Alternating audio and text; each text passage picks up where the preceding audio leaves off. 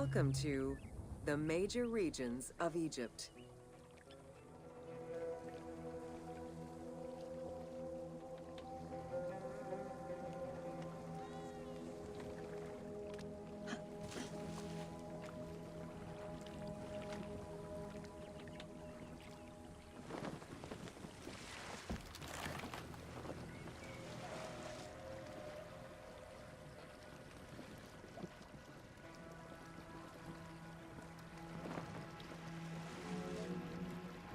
Life in ancient Egypt was concentrated along the shores of the Nile and divided into two regions. Lower Egypt was situated on the Nile Delta near the Mediterranean, and Upper Egypt was at the south reaching into Africa. Due to its proximity to the Mediterranean, temperatures in Lower Egypt were less extreme than in Upper Egypt.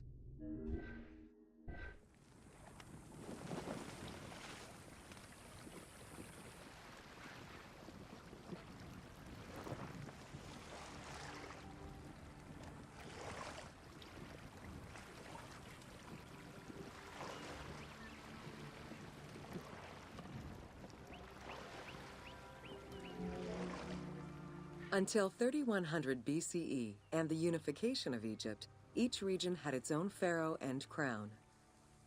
Lower Egypt's crown was red and marked with symbols of papyrus and bees. Upper Egypt's crown was white with symbols of lotus and sedge-grass.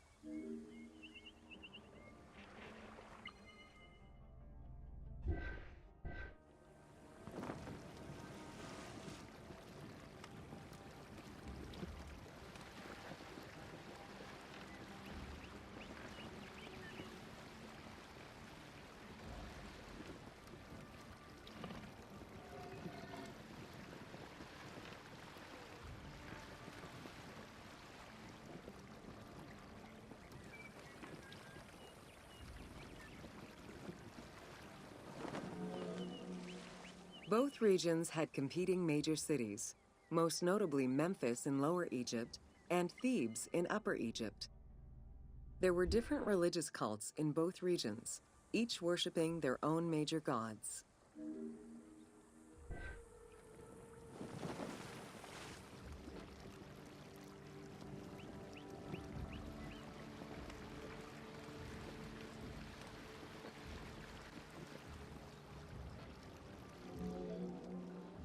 Many of the temples were designed in such a way as to represent the two regions, and ceremonies often incorporated Upper and Lower Egypt in their rituals.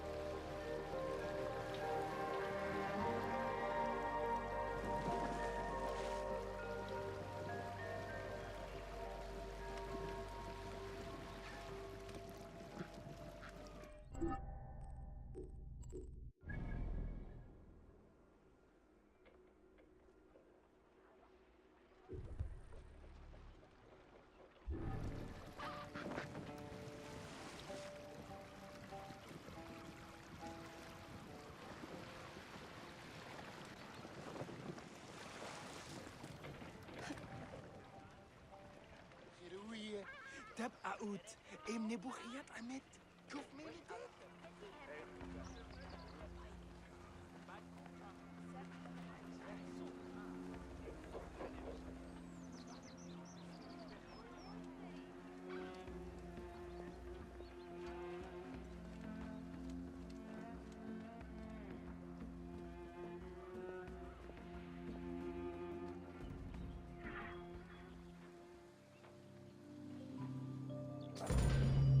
Welcome to Temples and Priests.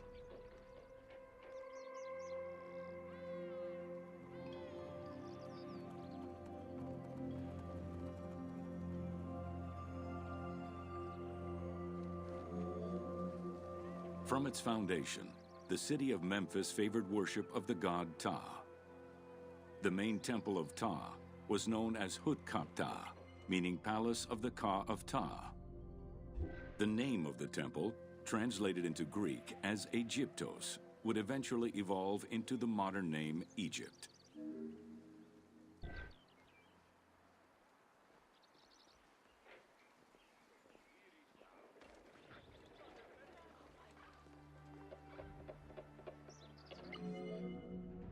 Temples were the center of religious, political, and economic life in ancient Egypt.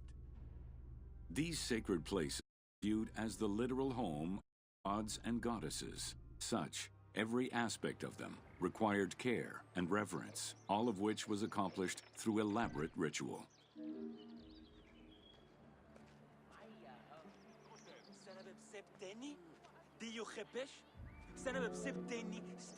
Located in the center of Memphis, the Temple of Ptah was the most prominent and imposing building in the city.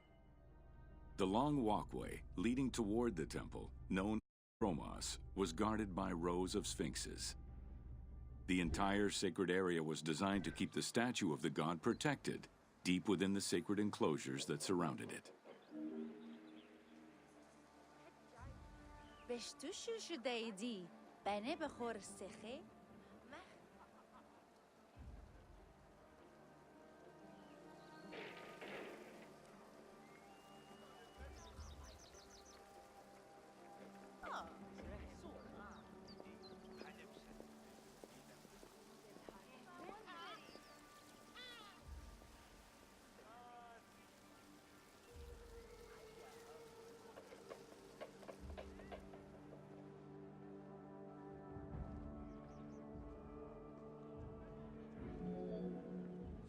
The Dromos opened into a courtyard, with the surrounding portico graced with columns carved to resemble palm trees. During special festivals, the general population was allowed to enter this location, but under no circumstances would they be allowed into the sacred spaces beyond the courtyard.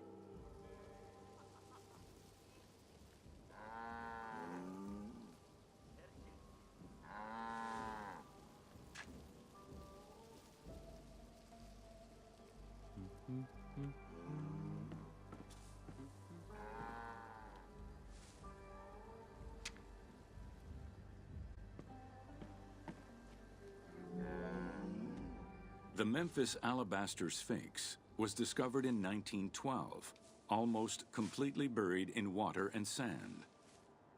8 meters in height and weighing in at roughly 90 tons, it is still mounted on its original pedestal. Though it is called the Alabaster Sphinx, it was in fact carved from common calcite rock, which is similar in appearance and texture to alabaster.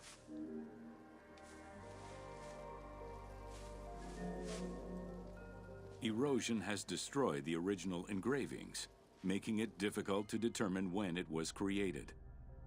Egyptologists believe that its facial likeness resembles Amenhotep II, and so it could have been sculpted somewhere between 1700 and 1400 BCE.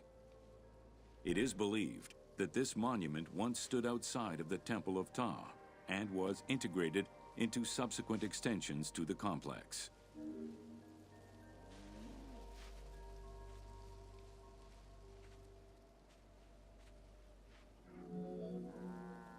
The size of the imposing sculpture reflects the importance it had to the temple during the New Kingdom.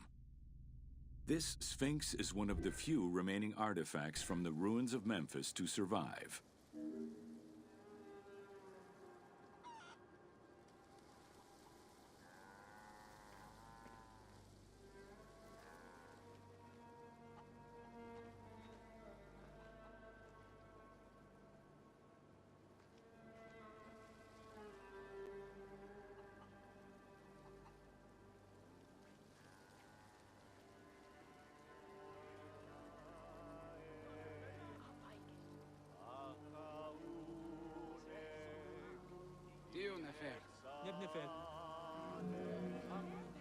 In Egyptian culture, some animals were associated with gods, while others were considered to be living gods. The Apis bull was believed to be a divine entity. The earliest mention of the Apis bull in ancient Egypt goes back as far as the first Egyptian dynasty.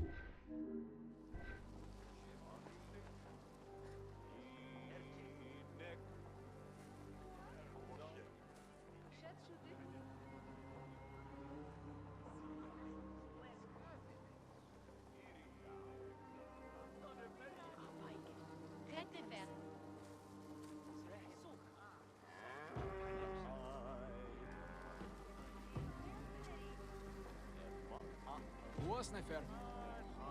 Nemi pan. Bain rejais. Iria ufek in hem surt.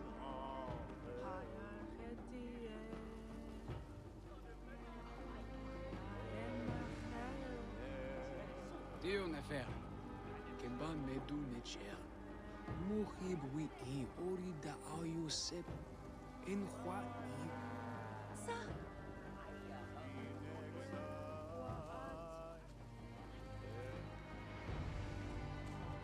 Was nefer. Kincha ad hor sa'u. Originally the symbol of fertility, the Apis bull was linked to the god Ra, with the image of the sun carried between its horns.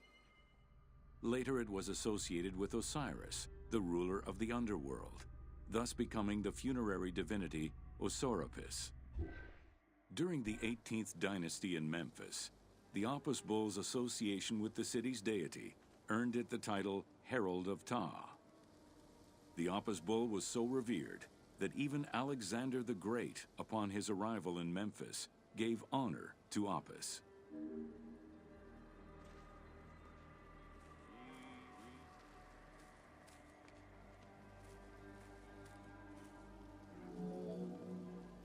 The Apis bull lived with its harem in a sacred barn located in an enclosure in the Temple of Ptah. Each bull bore 29 signs representative of its divinity.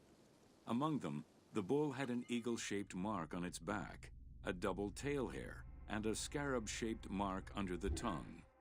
The signs were intended to correspond with the lunar cycle. After its death, Egyptians would search for its reincarnated form among the livestock.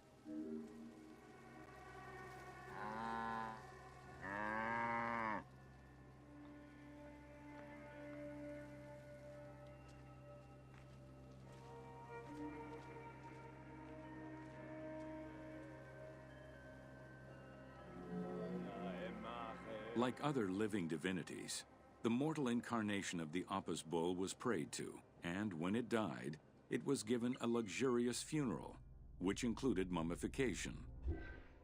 Until the reign of Ramses II, the Apis bulls were buried in individual graves in Saqqara. During the 26th dynasty, the bodies of the bulls were buried in enormous stone vats in the underground corridors of the Serapeum of Memphis.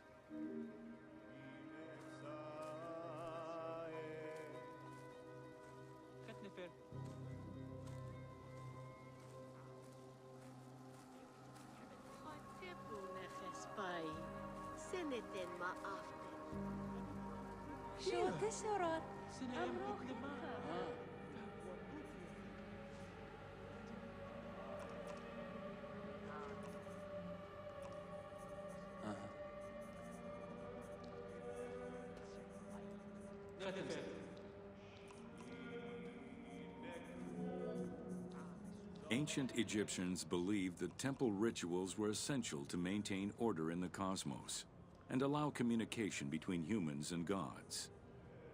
The pharaoh was required to bring offerings as part of a twofold promise made to the gods: to remain a just ruler and to prevent chaos from entering Egypt.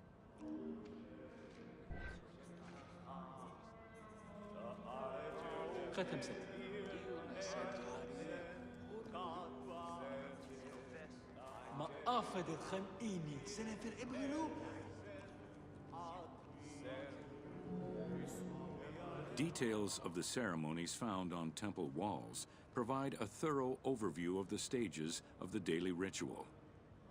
Performed 3 times a day to mirror human mealtimes, each step of the highly symbolic ceremony was accompanied by specific recitations, many of which referred to mythical events.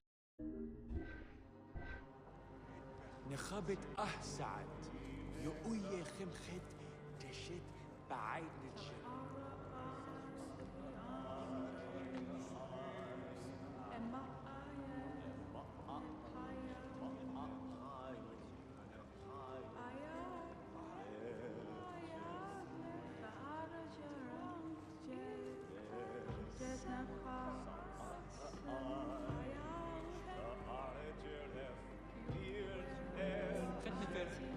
The high priest would first awaken the sleeping god with a chant.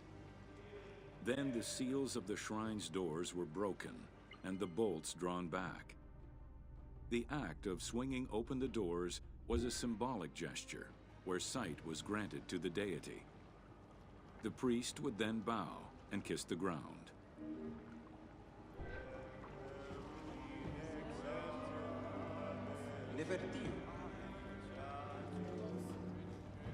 The god was then washed with incense-infused water and its mouth rinsed with mineral salts.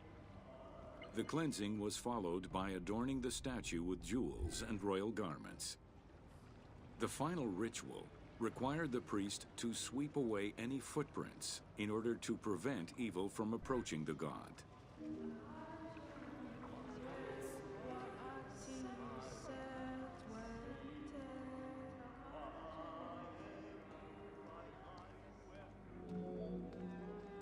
Heredity was the primary source of new recruits. Rarely was an outsider allowed this position. At the top of the temple hierarchy was the high priest. Each temple dedicated to a god had at least one high priest devoted to its care and service.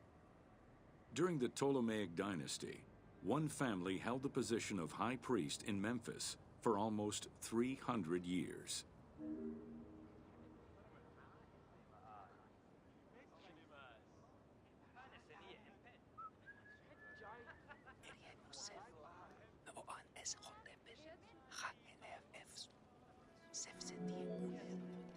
High priest candidates made their way up the ranks of the temple hierarchy. The one chosen to occupy the lofty position of high priest was usually confirmed by the pharaoh. Several of the high priests were also important officials in the government. Families sharing the highest priesthood titles tended to make many alliances, thereby gaining more land and wealth. Shifting balances of power sometimes resulted in more or less open conflicts between the priesthood and the pharaohs.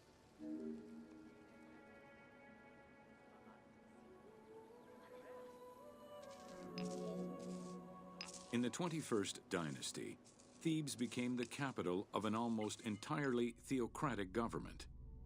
The city was headed by king priests who spoke and governed in the name of the god Amun, in open opposition to the ruling pharaohs.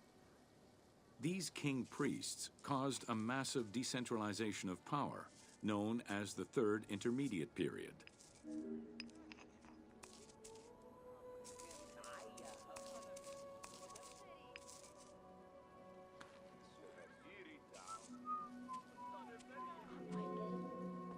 The educational institution in ancient Egypt was known as the House of Life.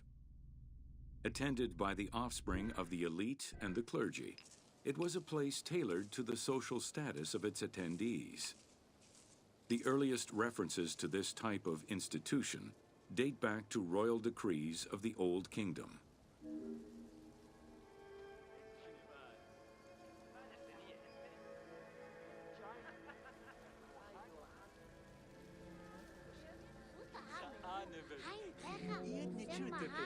Only 2 known centers have been uncovered, one in the abandoned city of Akhetaten and one at the temple of Ramses II, the west bank of Thebes.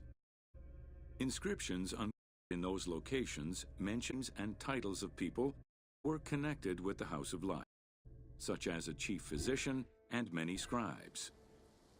It is presumed that by the late kingdom, every temple had a house of life.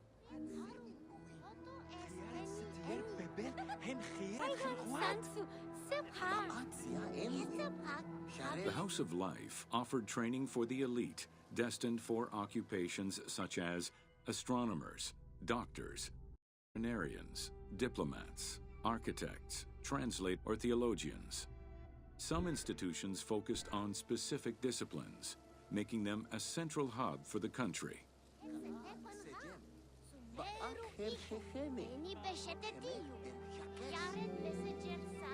Not limited to instruction for young students, the House of Life was a source of reference for many scholars, with rooms dedicated to papyri of many disciplines. Because papyri were preserved there, the Greco-Romans referred to the House of Life as a library.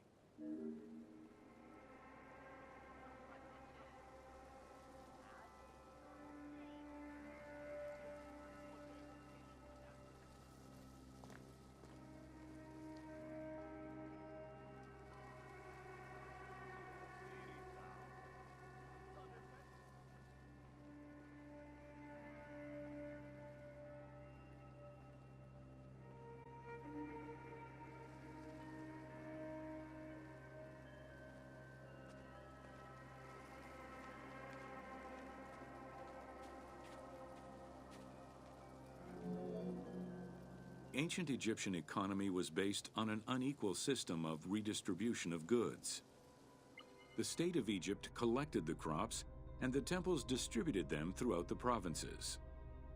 Since the only people capable of counting and ensuring a fair redistribution were the educated scribes, this meant that the temples played a pivotal role in this process.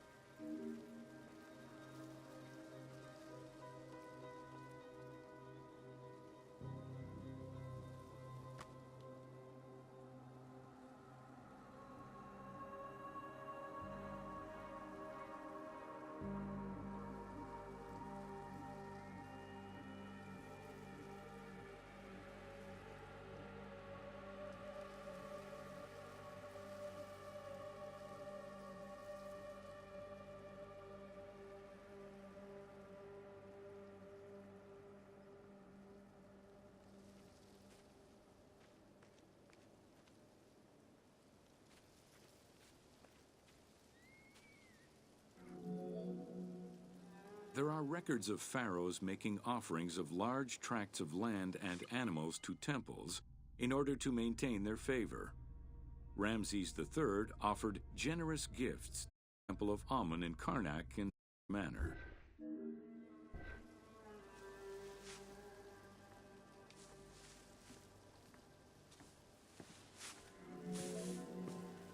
Palaces, warehouses, and granaries were built inside the temple compound to better control the redistribution of goods. The size of the recorded numbers of goods, combined with every other function filled by temples, only serves to confirm their might as economic, religious, and political centers of power within Egypt.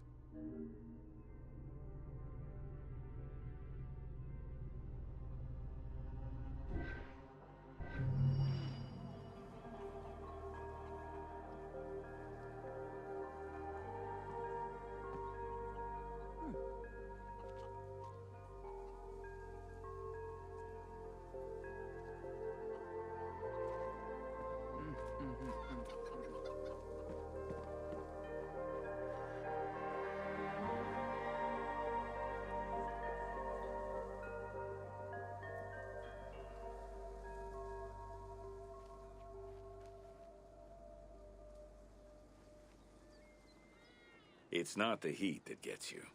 Well, it might, if the miles and miles of endless barren desert without water don't first.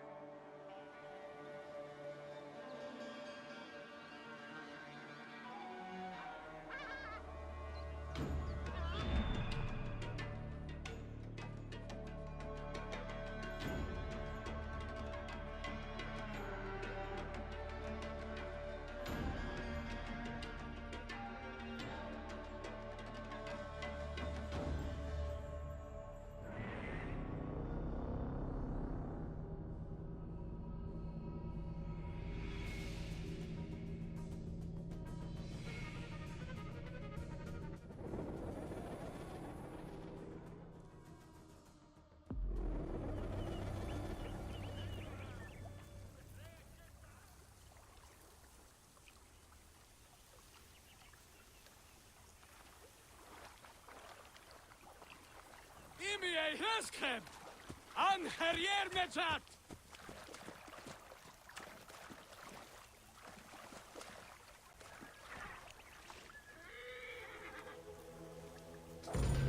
Welcome to the city of Memphis.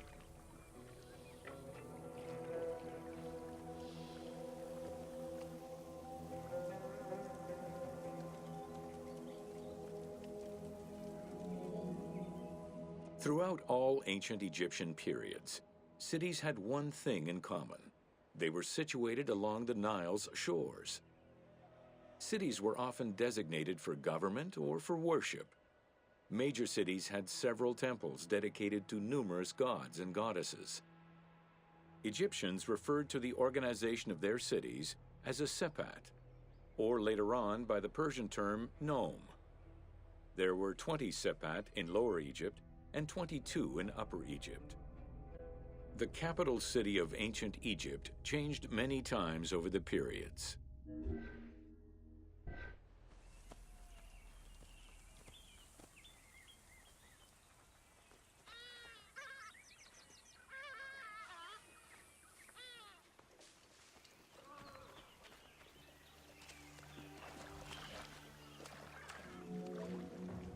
One of the largest was Memphis, located in Lower Egypt. It was a key center for religious temples, including their most important deity, Ptah, god of creation. Thebes, located in Upper Egypt, competed with Memphis and featured as both a political and a religious center. Two important temples, Luxor and Karnak, were built there. A minor capital of the Sayyid dynasty was the city of Sais. This was the last native Egyptian capital of Egypt.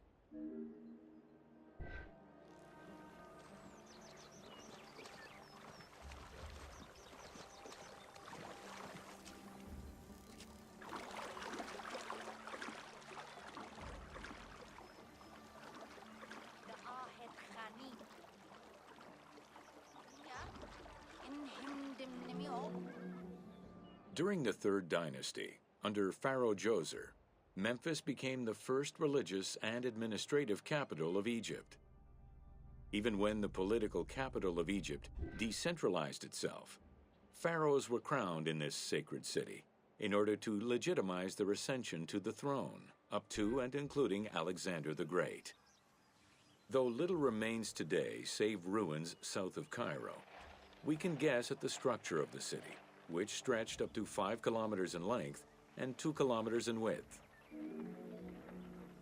Memphis was also referred to as the City with the 100 Doors, or the White Walls. These names were in reference to the wall which surrounded the city. Under the protection of Ptah, god of craftsmen, the city was a thriving religious and economic hub.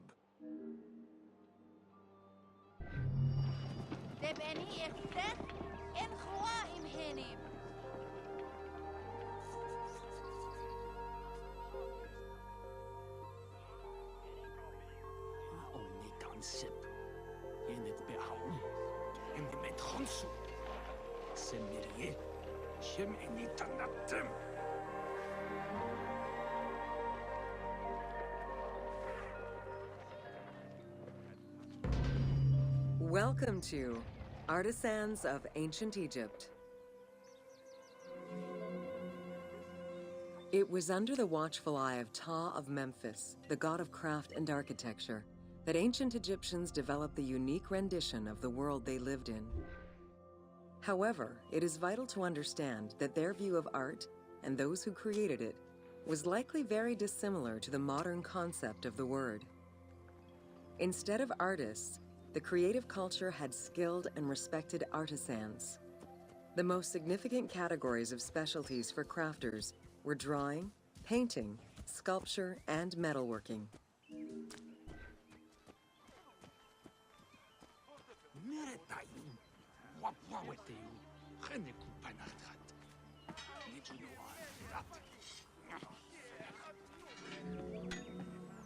Ancient Egyptian craftspeople created both art and a wide variety of mundane, everyday tools. Every item created had a specific purpose and was produced by anonymous artisans who worked alone or with a team. Most crafts, such as pottery and metalworking, were utilized for everyday items. Luxury goods and artwork illustrations served temple rituals and were not meant for public display. Artisans rarely signed their names to the work, though they were clearly aware that they possessed a unique skill and talent for the task.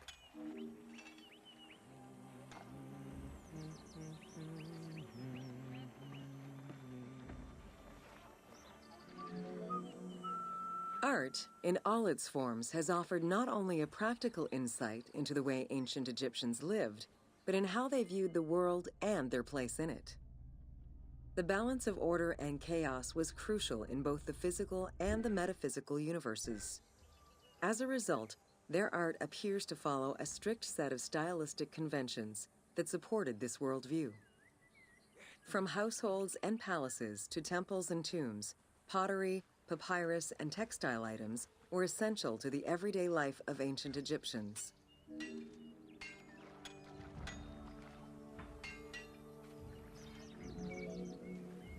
In ancient Egyptian culture, drawing was used as illustration, such as seen in the Book of the Dead.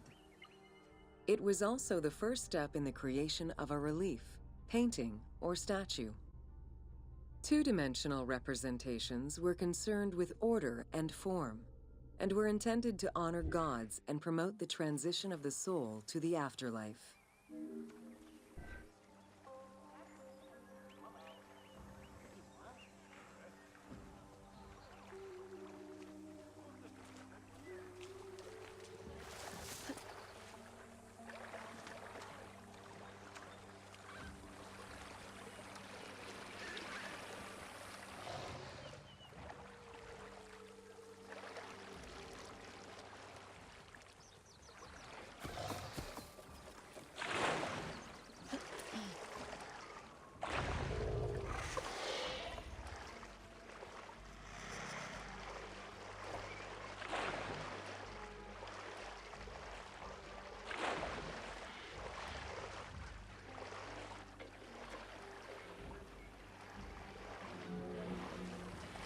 Stylistically, Egyptians were concerned with the depiction of the human form's inner self.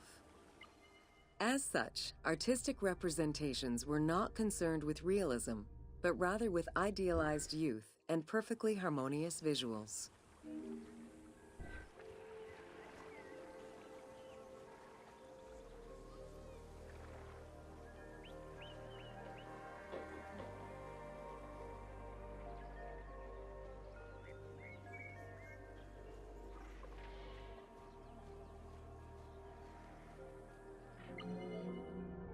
An exception to this means depicting hunting and battle, where the environment and enemies moved in lively, even chaotic ways. Animals and foes were depicted piled up, as if describing chaos, with Egyptians standing in solemn, disciplined poses, bringing order to the scene.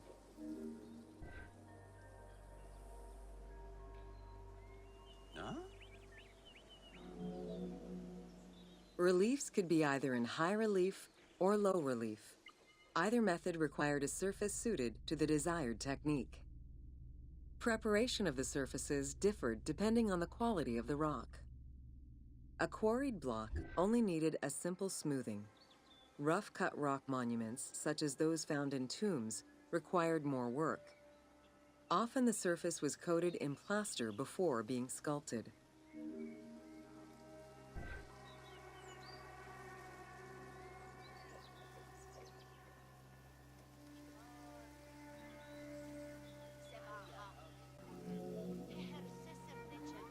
For reliefs, preliminary sketches were drawn in red, then framed with a red grid to position the elements of the scenes.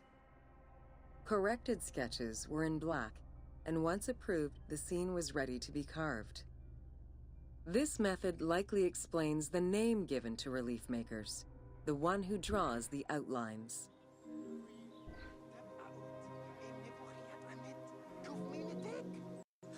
Statues were believed to be vessels for the souls of the deceased, or deities. That is why a sculptor was called the one who makes it live. This divine duty earned them the utmost respect. As with a relief, creation of a sculpture began with a drawing. Most statues were made of quarried blocks of stone, primarily limestone, though sometimes harder stones such as quartzite were also used.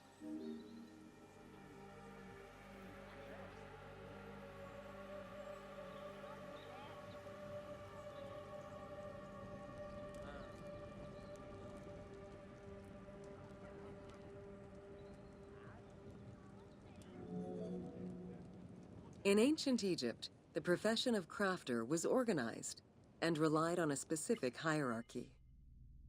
Most artisans depended on an institution to provide them with raw materials. There were 3 working levels for craftsmanship: domestic, large estates, and within palace and temple workshops. Some royal workshops, at their largest, covered an area of about 2.8 square kilometers in size.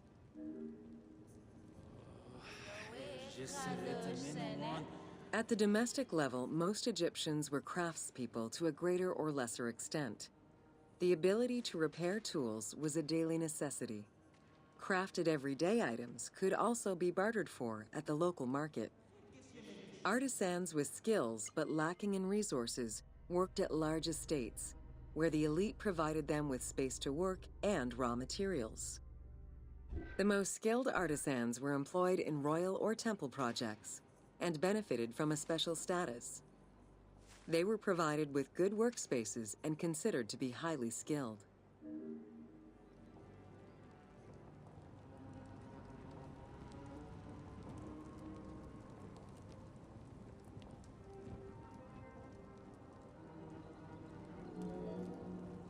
An ancient text known as the Satires of Trades has a number of descriptive summaries that offered glimpses into how artisans were perceived. A coppersmith was said to stink and have fingers that resembled crocodile droppings, while potters were said to be like those who lived in bogs. This view was likely exaggerated in order to highlight the most enviable position of all, that of the scribe.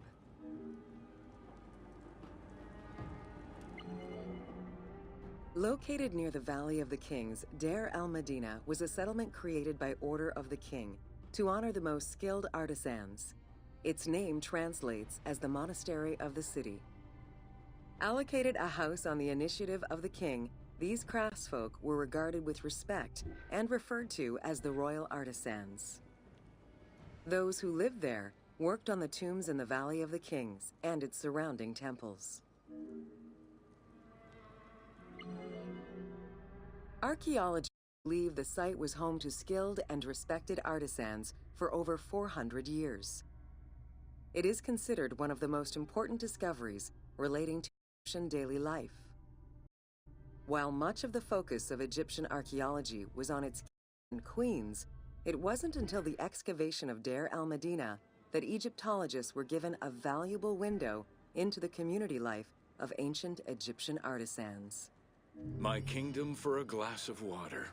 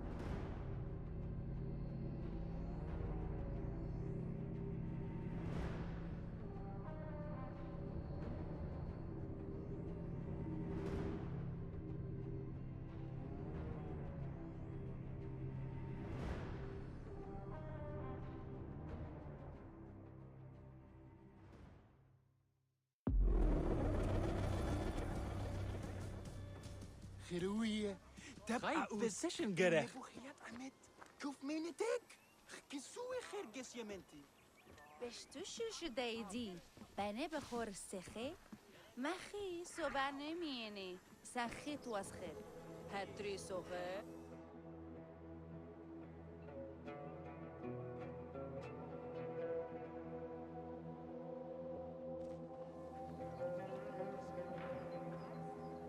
Don't forget, you can still use photo mode at any time.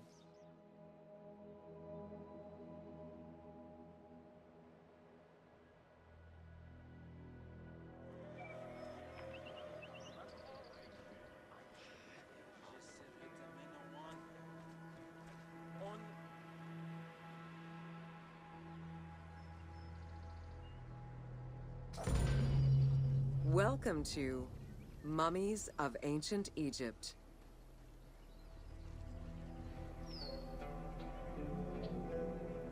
The mummification process used by ancient Egyptians was highly ceremonial in nature. The different types of mummification took into account the social level and richness of the deceased and even included animals.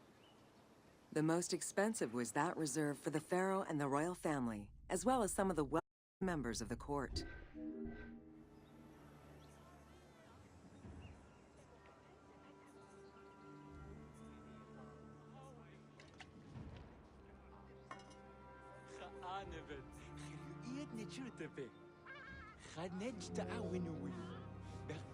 The first step was cleaning. Once bodies arrived at the mummification site, they were placed on inclined tables while the bodily fluids drained away. They were then cleansed by priests until they were deemed ready for the purification process.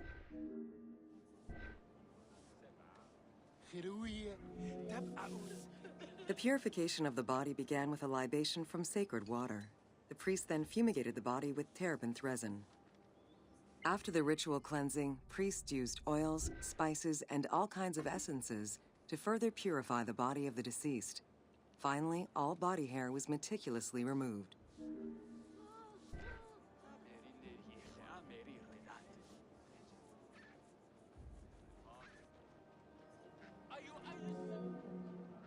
Once the body was properly purified, embalmers removed the organs, following very specific procedures.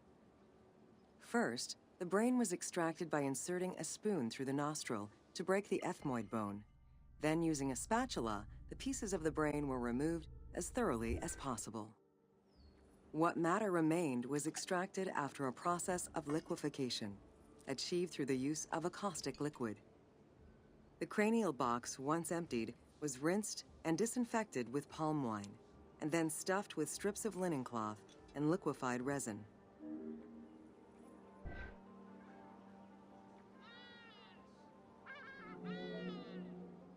After taking care of the brain, embalmers made an incision on the left flank and carefully set aside the viscera. The inside of the body was also rinsed with palm wine. Then the embalmers filled the belly with pure myrrh, cinnamon, and other perfumes, and sewed it shut. The removed viscera were washed in palm wine and packed in crushed herbs before being placed in canopic jars.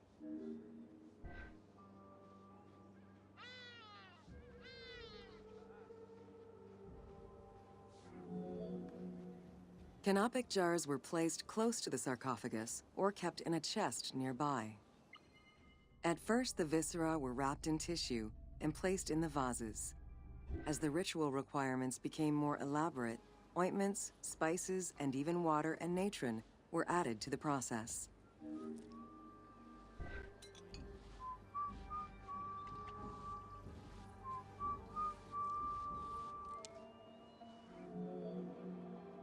Towards the middle of the New Kingdom, canopic jars assumed the appearance of the 4 sons of Horus. They were known as the protectors of the viscera. These protectors had their own guardians, each a goddess of the dead. Imseti, the human-headed god, protected the liver and was protected by the goddess Iset. Hapi, the baboon-headed god, protected the lungs and was protected by the goddess Nephthys. Dumut-Ef, the jackal-headed god, protected the stomach and was protected by the goddess Neith. And finally, Qebehsenuef, the falcon-headed god, protected the intestines and was protected by the goddess Selket.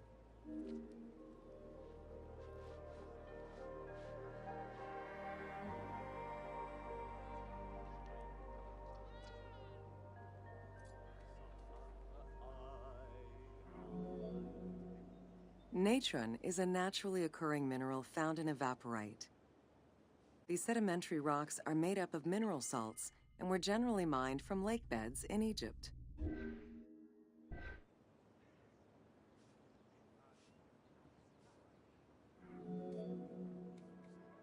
Embalmers used natron as a desiccant to dry the flesh and stop the corpse's putrefaction process. Once the body was cleansed and eviscerated, the deceased was covered in natron for about 40 days. Once desiccated, the body was prepared to be wrapped in strips of linen.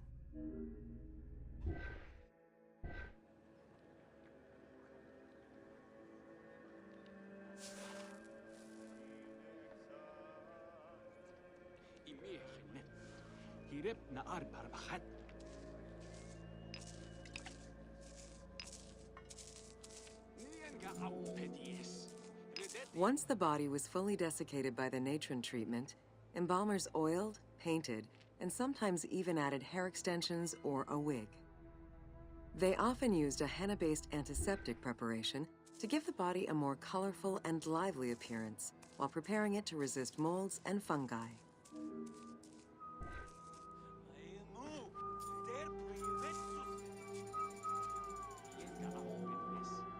Next came the phase which gave mummies their most well-known appearance, the wrapping. Originally, each part of the body was wrapped separately. Men had their arms crossed on their chests, while women had the right arm folded over their breasts and the left arm stretched along the body. However, techniques evolved over time. Eventually, the body as a whole was wrapped with limbs alongside the body, and increasingly sophisticated and different techniques of weaving flax bands were developed.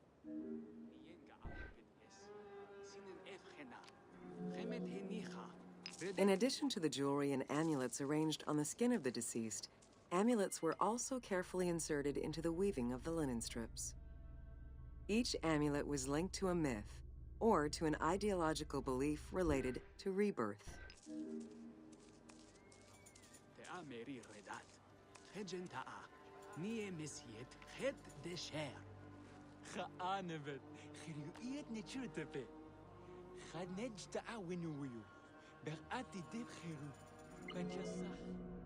Masks were an important part of a mummy's finery.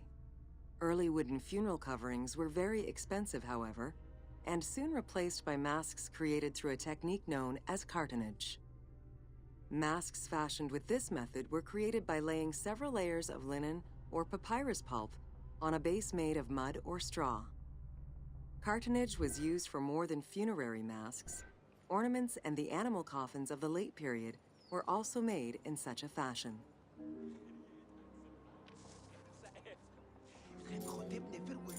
Cartonnage evolved to cover the entire body of the mummy during the 22nd dynasty. The mummies were placed on a board inside a rigid envelope of cartonnage, which was laced at the back with a string. Extremely cost-effective and visually pleasing, this technique was very popular through all layers of the society.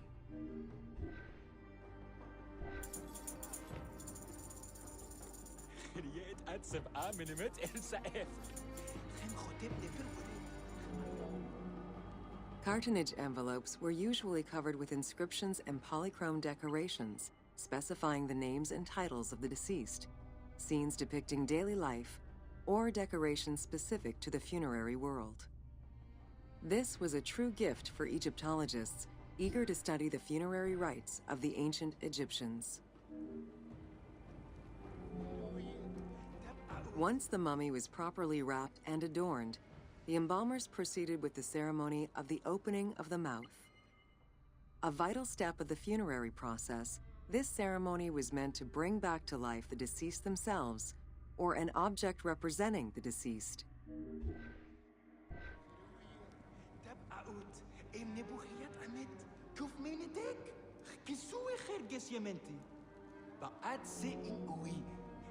There were no less than 75 different stages for the opening of the mouth. It required the application of the same oils, ointments, spices, and perfumes used during the mummification process. Makeup was sometimes part of the process as well.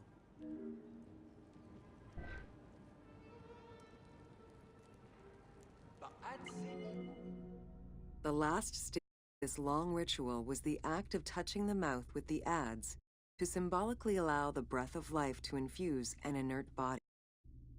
Its performance was reserved for a very specific set of people: priests who wore the mask of the god Anubis, a close relative of the family, or by the heir to the throne.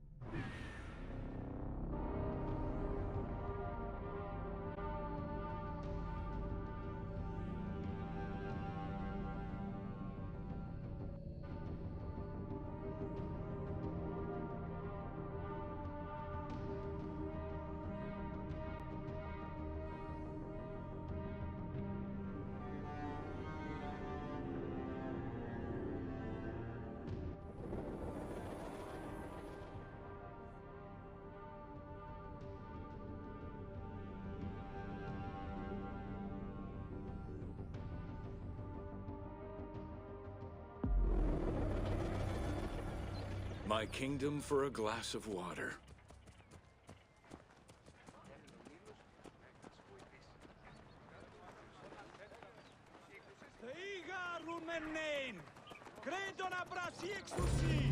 Welcome to Alexandria, a commercial hub.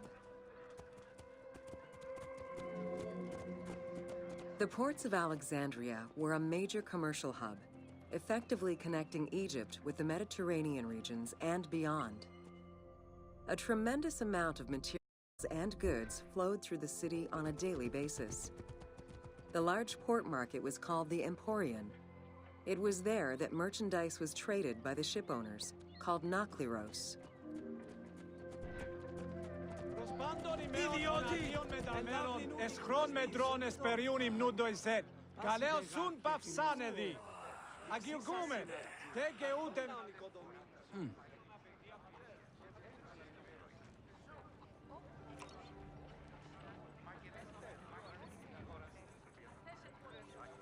Δυνάστη ακούσιν.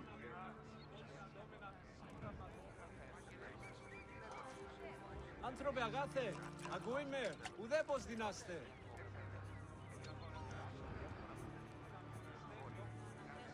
Μπορώ εστίκα εγώ.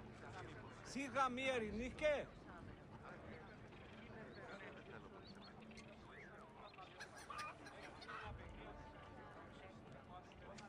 Αυτό γαμού διατιαούτα η κασούσα.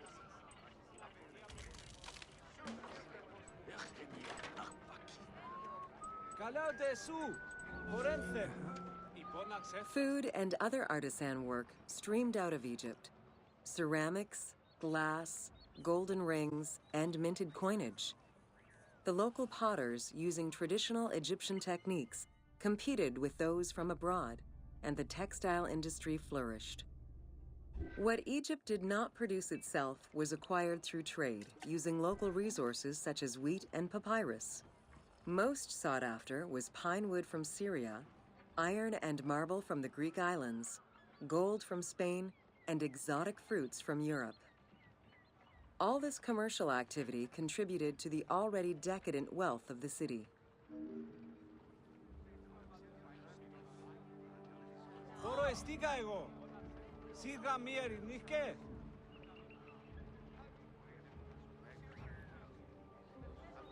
Δυνάστη ακούσιν.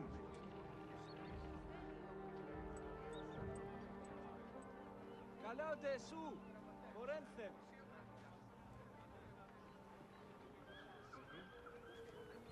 Άνθρωπε αγάθε, ακούει με, ουδέ πως δυνάστε.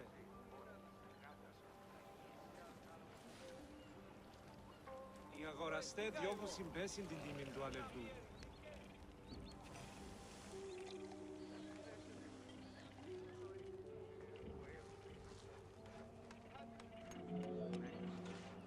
The wood imported to Port Mareotis through Alexandria's seaward ports was used in the nearby shipyards, where most of Egypt's ships were built. Employing tens of thousands of shipbuilders, the shipyards contributed to establishing the Egyptian fleet as one of the mightiest of the era. Any wood not used in shipbuilding was further disseminated through Egypt for various purposes.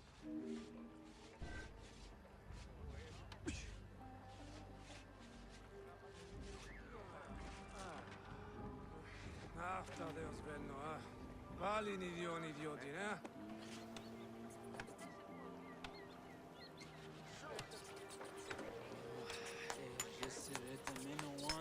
Εύρος τι πάσιν τούτης εμένου. Αχ, Χριστόν εστίν ουδής.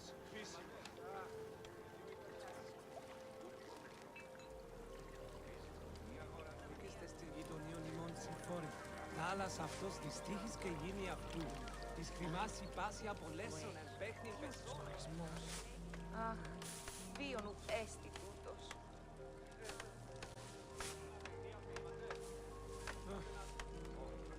Αχ, Χριστιάς γαλοδίων υπερβαχτιάσα. Όχ, ταλαιπωρία μεγίστην πάνω τούτο.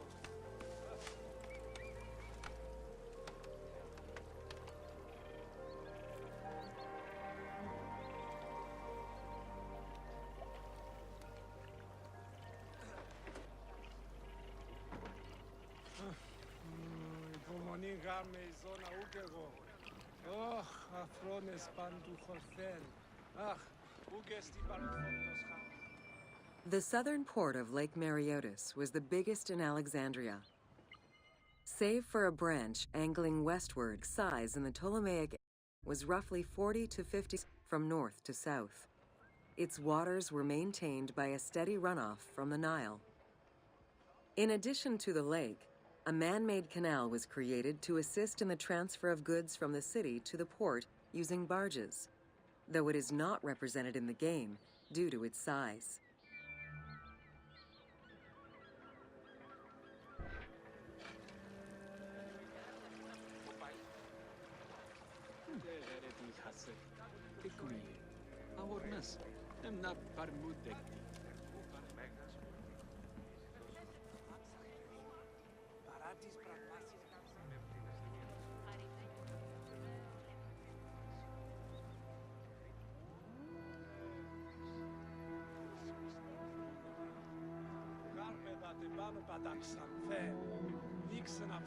Banking was one of the most distinctive innovations brought by the Greeks to Egypt.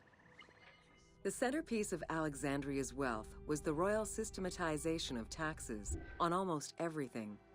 Basic items such as salt, oil, beer, wheat, and linen were heavily taxed.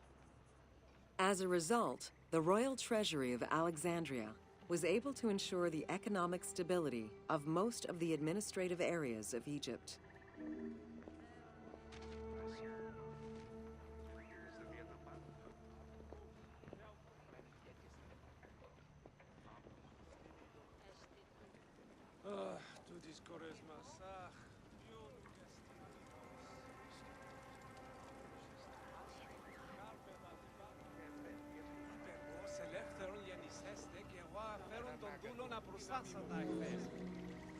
By the late 12th century, the channel feeding the lake from the Nile silted up. Lake Mareotis lost its connection to the Mediterranean, as well as most of its water, as the lake slowly evaporated to a fraction of its former size. In modern times, Lake Mareotis is being kept alive through irrigation. However, only about 17% of its original size remains.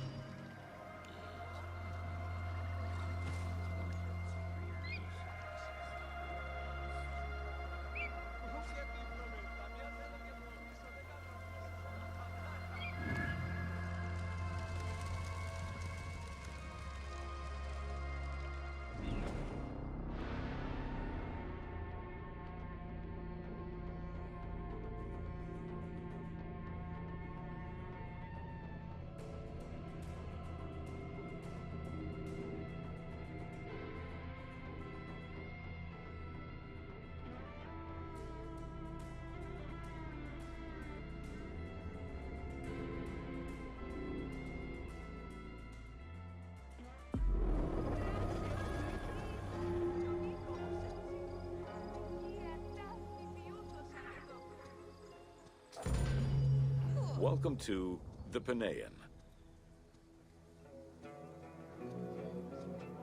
The Panean was a temple built in honor of the god Pan, divinity of nature. This Greek god, often represented as a half-man, half-goat, with a beard, horns, and goat's hooves, was considered the protector of shepherds and herds.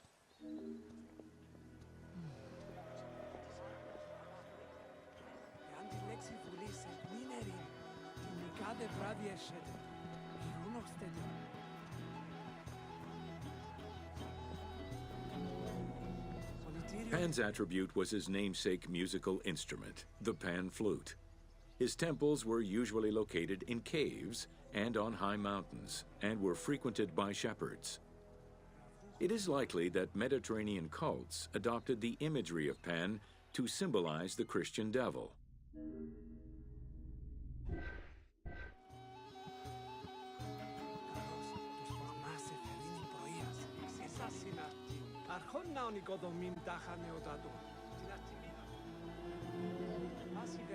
To give proper honor to the god, Alexandrians built an artificial hill upon which they housed his temple to compensate for the flat relief of the city. The artificial mound had the shape of a spinning top or a pine cone, which was accessed by a spiral staircase. The top had a panoramic view of the entire city. Only such heights would be fitting for a mountain god.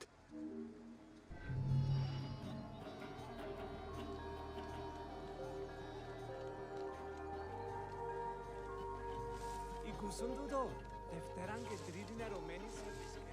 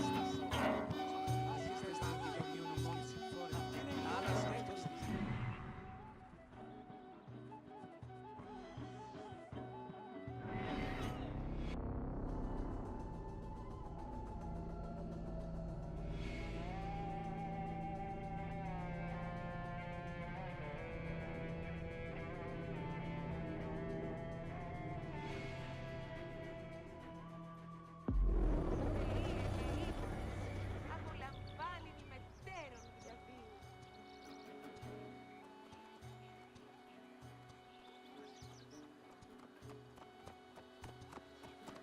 Λάξ, σύ ελάβνη χρήου γυρνέστε. Welcome to Alexandria, City of Celebration. How shall I sing of thee, brightly shining one? Rocky. Like most Greek cities, Alexandria offered multiple forms of entertainment. Most were related to cults, religious practices, and the festivities surrounding those practices. Among those festivities, the most important ones were the dynastic celebrations, instituted in honor of the deified Ptolemaic kings and queens. These celebrations could go on for many days and included sacrifices, offerings, processions, and public banquets. How shall I sing of thee, brightly shining one? Rocky Delos hunter, Lito's golden sun.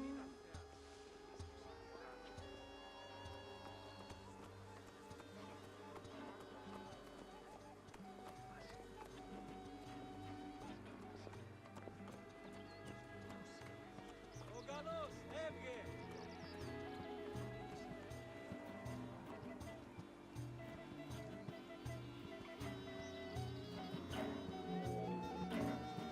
Games and competitions were organized whenever possible in locations such as the stadium, the hippodrome, and the gymnasium. The residents of Alexandria favored such events where athletes, poets, and musicians from Egypt and other cities of the Greek world competed. Αμάξα ελάβνης κακίστεος, αμέλισσος. Δευτέραν και Τρίτην ερωμένοι σε επισκέπτες. Απορρίψην αυτόν οι ερωμένοι, αυτόν εκτοκτόνης. Like all good Greek cities, Alexandria had a theater. The architecture of this structure is Roman in style. This is because the team duplicated a theater from Cyrene. Roman theaters were usually semicircular and built from scratch on a flat area with structures designed to enhance oration. Greek theaters were more oblong in shape, similar to a horseshoe, and favored the slopes of natural hills to support their acoustics.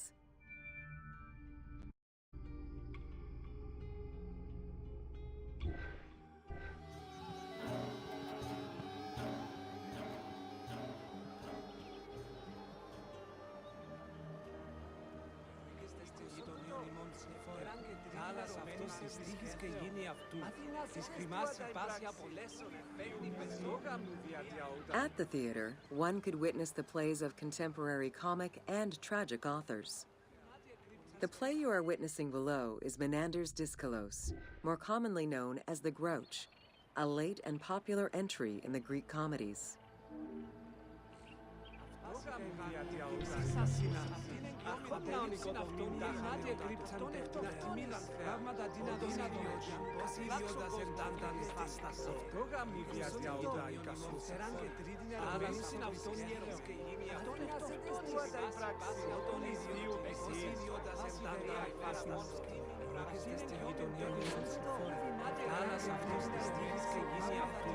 Της κρυμάς υπάσει απολέσον εφέγνη πεσόγα. Μία ημέρα μόνο ξύσαν πράξονται.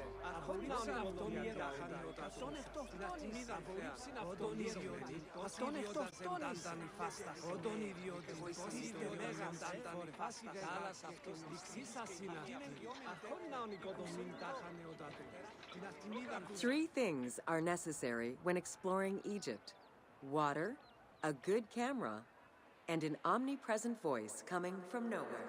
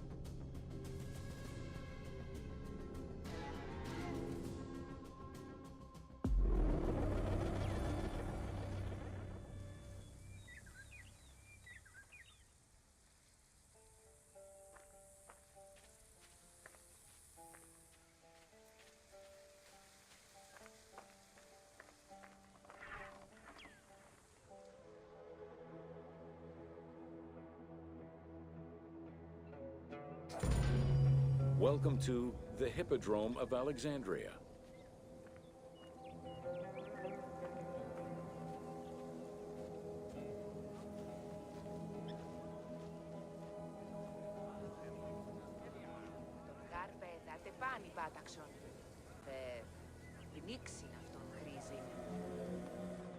The main hippodrome of the city was called the Legeon, in honor of Lagos, the ancestor of the Ptolemies. Alexandrians were great fans of horse racing. They were fascinated by the rivalry of these races, the agon, as it was said at that time, that every competition brought. It was a struggle for glory.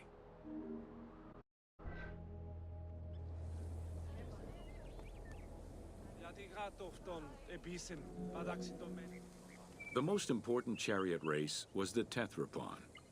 Using 4 horses with the quickest harness to the front right, the charioteer would race for 12 laps, with sharp turns at either end of the hippodrome.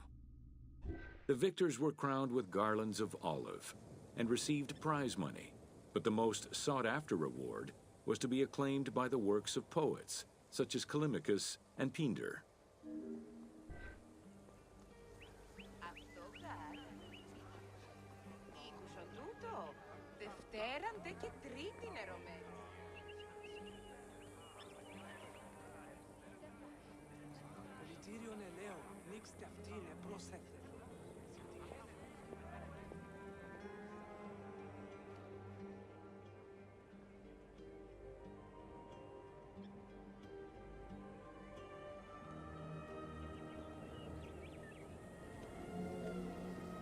Ye hymns that rule the lyre, what god, what hero, aye, and what man shall we loudly praise?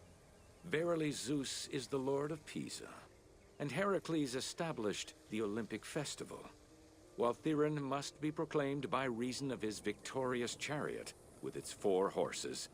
Theron, who is just in his regard for guests, and who is the bulwark of Akragas, the choicest flower of of an auspicious line of sires, whose city towers on high, bringing wealth and glory to crown their native merits.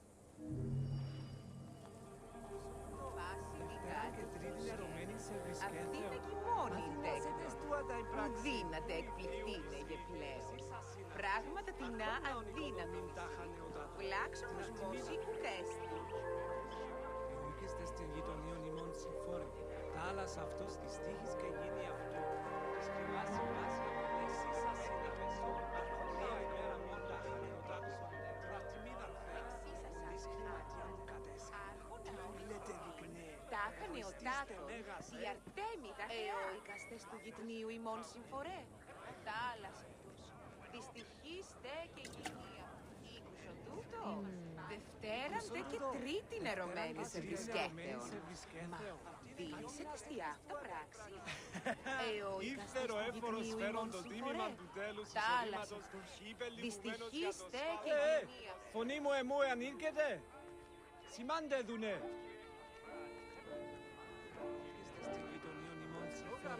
Θάλασσα αυτός της τύχης και γίνει απορρίψε αυτόν η βάση από το λέσον εν παίχνην πεσόν.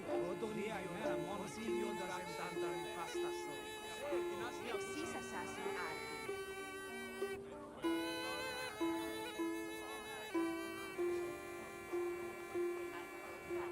Αυτό γαμού διάτια όταν η κασούσα.